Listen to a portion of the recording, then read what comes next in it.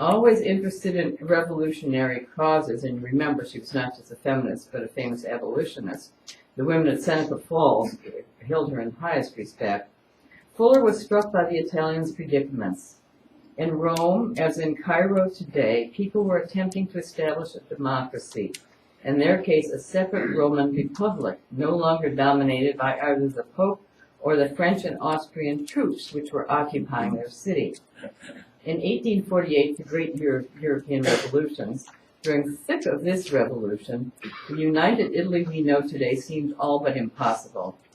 In fact, by some, the idea was as desperately opposed as would be the South secession in the United States, which was only a little more than a decade away.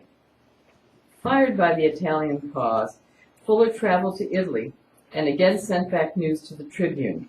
One of her dispatches suggested that, and I quote, "Gentlemen who perform their duties to society by buying for themselves handsome clothes and furniture with interest on their money, speak of Garibaldi, the other great revolutionary leader, and his men as brigands and vagabonds. Such they are, doubtless, in the same way that Jesus and Moses were." Fuller never minced words and was often unpopular for her outspokenness. Fuller's passion for the Italian cause spilled over into her private life. In Italy, Fuller met the Marquis Giovanni Asoli, an aristocrat more than 10 years younger than she, and a dedicated revolutionary. The two began a fervent love affair, and the soon pregnant Fuller continued to work in a hospital on the Quirinal Hill, nursing wounded revolutionaries. The Asoli family did not approve.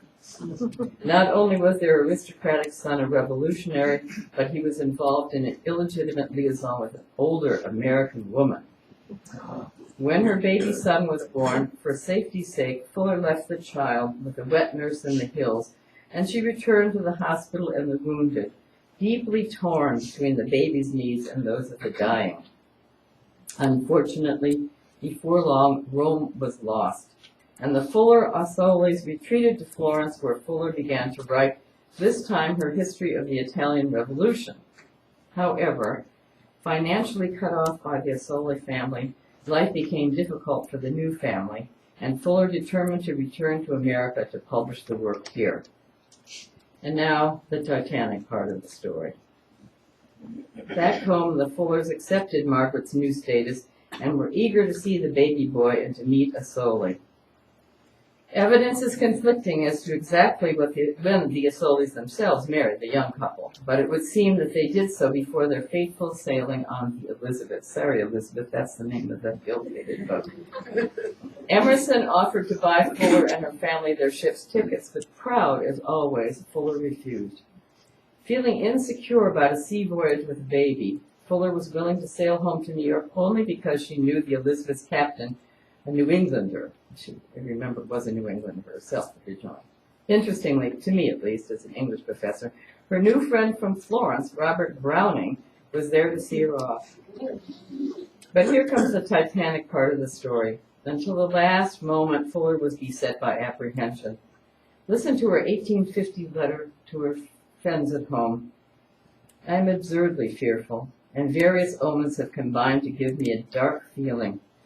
I am become indeed a miserable coward for the sake of Angelino, that's the baby's name. I now fear heat and cold, fear the voyage, fear biting poverty. I hope I shall not be forced to be as brave for him as I have been for myself, which I think is interesting, and that if I succeed to rear him, he will neither be a weak nor a bad man. But I love him too much. In case of mishap, however, I shall perish with my husband and my child, and we may be transferred to some happier state. Not a very easy letter to read in view of what happened. During the voyage, the trusted captain died of smallpox, and little Angelino Asoli caught the disease. Amazingly, the child pulled through, but a relatively inexperienced mate took over the ship. Thinking he was coming into New Jersey, he told his passengers to begin to prepare themselves for landing in New York Harbor. But he had miscalculated so badly that he actually ran aground out near Fire Island. Passengers felt sick as they heard the ship crunch onto the sandbar and saw it begin to break up. Separated from Asoli by a huge wave, Fuller clung to her baby and stumbled from the cabin to the forecastle. She then characteristically gave her own life preserver to a crewman who was to bring a lifeboat from the shore out to the ship to save more people. The ship had lost its own lifeboats. When he did not return, she allowed a strong swimmer among the crew to attempt to swim the baby to shore, but both Angelino and the crewman were lost in the welter of the sea. Here is what happened to Fuller via an account from Henry David Thoreau, sent to the site by Emerson, who was beside himself with grief and couldn't bring himself to go. This is Thoreau's words. I wouldn't dare read anybody else's, but these are Thoreau's. The ship struck at 10 minutes after 4 a.m., and all hands, being mostly in their night clothes, made haste to the forecastle, sometimes called the forecastle, as you know, the water coming in at once. There they remained, the passengers in the forecastle, the crew above it, doing everything they could. Every wave lifted the forecastle roof and washed over those within. The first man got ashore at 9, many from 9 to noon. At flood tide, about 3:30 o'clock, when the ship broke up entirely, they came out of the forecastle, and Margaret sat with her back to the foremast, her hands on her knees, her husband and child already drowned. A great wave came and washed her aft. Supposedly, Thoreau never got over the aftermath of what he heard and saw at Point of Woods where the shipwreck occurred. The only one of the party whose body was found from the little family was the tiny boy whom the Fullers interred in their plot. They had never met him alive. What can one say after such a life and death story? That the remarkable Fuller may never have been accorded the place she deserves, even in our own Unitarian history, possibly because of her unconventionality. If Greeley and Emerson were right, she was not, if not the most exceptional woman in 19th century America, surely one of them. The front of our hymnal tells us that one of the sources for our own tradition stems from, and I quote, the words and deeds of prophetic men and women which challenge us to confront powers and structures of evil with justice, compassion, and the transforming power of love. Surely Margaret Fuller did just that.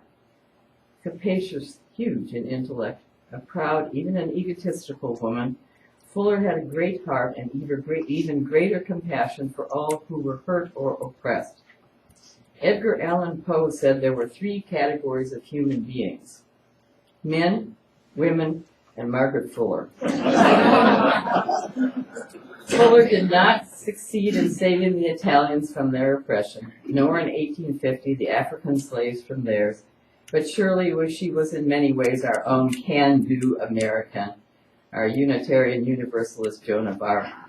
Her family erected this monument to her memory.